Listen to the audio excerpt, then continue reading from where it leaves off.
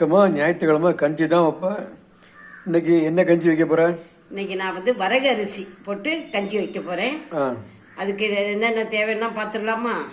நான் அதுக்கு இந்த 1 கப்பு, அதாவது இது 100 கிராம், நம்ம 2 பேத்துக்கு தானே, அதனால கொஞ்சம் வரகரிசி எடுத்திருக்கேன். இந்த ஸ்பூனுக்கு 1 ஸ்பூன் வெந்தயம் போட்டு இதை நம்ம கழுவி ஒரு 10 நிமிஷம் ஊற வச்சிடலாம். சரி, என்ன வச்சிருக்க அடுப்பில்? தண்ணியை கொதிக்க வச்சிருக்கேன். தண்ணி இப்போ கொதிக்கட்டும். நான் குக்கரில் ஒன்றும் வைக்கல, நேரடியாகவே நான் வேக வச்சிருவேன். ஏன்னா நமக்கு ஏற்கனவே நம்ம ஊற வச்சிருக்கோம்ல, அதனால சீக்கிரமே வெந்துடும். உங்களுக்கு தண்ணி பாருங்க கொதிக்க ஆரம்பிச்சிருச்சு. இப்போ நம்ம இந்த அரிசியை போட்டுடலாம்.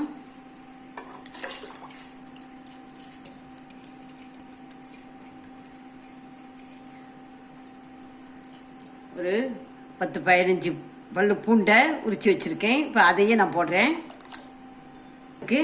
கொஞ்சம் கருவேப்பிலைய போடுறேன்.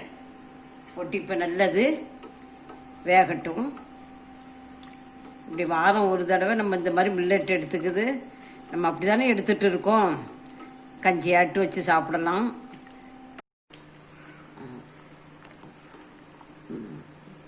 பாருங்க, கஞ்சி நல்லா இப்போ வெந்துருச்சு. நம்ம போட்ட வெந்தயத்தை பார்த்தாலே நாங்க வெந்தயம் நல்லா வெந்துருச்சு பாருங்க. இப்போ குக்கரில் வைக்கலாம். குக்கரில் வச்சா கொஞ்சம் அப்படி குழைவு மாதிரி இருக்கும். நான் உப்பு ஒன்றும் போடலை. நம்ம ஏன்னா சைட் டிஷ்ஷில் உப்பெல்லாம் இருக்கும் பார்த்தீங்களா, அதனால் நான் உப்பு போடலை. தேவைன்னா நீங்கள் உப்பு போட்டுக்கலாம். இப்போ வரகரிசி கஞ்சி ரெடி ஆயிடுச்சு. இப்போ கஞ்சிக்கு சைடு டிஷ் என்னது? அதுக்கு நான் வெண்டைக்காய் போட்டு ஒரு கறி வைக்க போகிறேன். ஒரு பொரியல்னு சொல்லலாம். அதுக்கு நான் வெண்டைக்காய், கொஞ்சம் வெங்காயம், ஒரு தக்காளி, கொஞ்சம் இஞ்சி பூண்டு, ஒரு பச்சை மிளகாய் எல்லாம் நறுக்கி வச்சுருக்கேன். இப்போ 1 ஸ்பூன் எண்ணெய் விட்டுருக்கேன். கொஞ்சம் கடுகு, கொஞ்சம் ஜீரகம் சேருங்க. கடுகு பொரிஞ்சிருச்சு. கருவேப்பிலை போடுங்க. வெங்காயம், பச்சை மிளகா போட்டுக்கலாம். இஞ்சியும் போட்டுக்கலாம். போட்டு கொஞ்சம் வதங்கினா போதும், ரொம்ப வதங்கணும்னு அவசியம் இல்லை.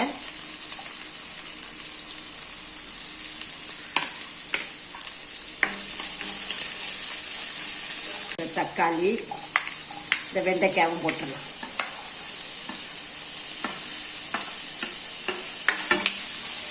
மஞ்சள் பொடி, இதுக்கு கொத்தமல்லி துவையில் அரைச்சா நல்லா இருக்கும்.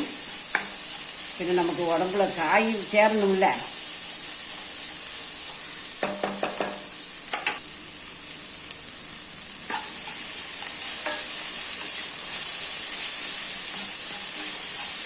தண்ணி ஊற்ற வேண்டாமா? தண்ணி எல்லாம் வேண்டாம். இதை கொஞ்சம் தீயை கம்மி பண்ணி வச்சுட்டு ஒரு இடைக்க நம்ம கிளறி கொடுத்துக்கிட்டே இருந்தோன்னா அடி பிடிக்காமல். இது அடி பிடிக்காது. நான் நான்ஸ்டிக் தான் போட்டிருக்கேன். அடி பிடிக்காது. அதனால் நம்ம அடிக்கடி கிளறி கொடுத்துக்கலாம். எவ்வளோ நேரம் மூடி வைக்கணும்? நம்ம ஒரு 5 நிமிஷம் கழித்து பார்ப்போம் எப்படி இருக்குன்ட்டு. அதுக்கப்புறம் கொஞ்சம் வத்தல் பொடி போட்டு, ஏன்னா நம்ம வத்தல் பொடி போட்டுட்டோன்னா அந்த நெடி வந்துடும். அதனால் நம்ம இறக்கிறதுக்கு முன்னாடி வத்தல் பொடியை போட்டு ஒரு 2 நிமிஷம் கிளறிட்டு இறக்க வேண்டியதுதான்.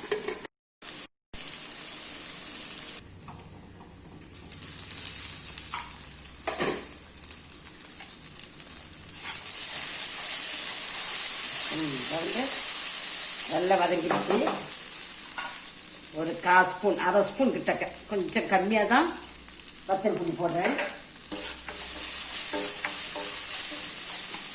போட்டு ஒரு நிமிஷம் அப்படியே கிளறி கொடுத்து ஆஃப் பண்ணிட வேண்டியதுதான். இப்போ வெண்டைக்காய் கஞ்சிக்கு ரெடி ஆயிடுச்சு. வெண்டைக்காய் பொரியல் பாருங்க, கஞ்சி ரெடி ஆயிடுச்சு.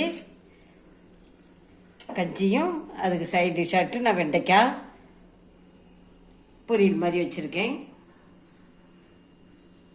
நாங்கள் வாரத்துக்கு ஒரு நாள் இது மாதிரி சிறுதானிய கஞ்சி வச்சு சாப்பிடுவோம். அந்த இதில் நான் இன்றைக்கி உங்களுக்கு இது செய்து காட்டியிருக்கேன்.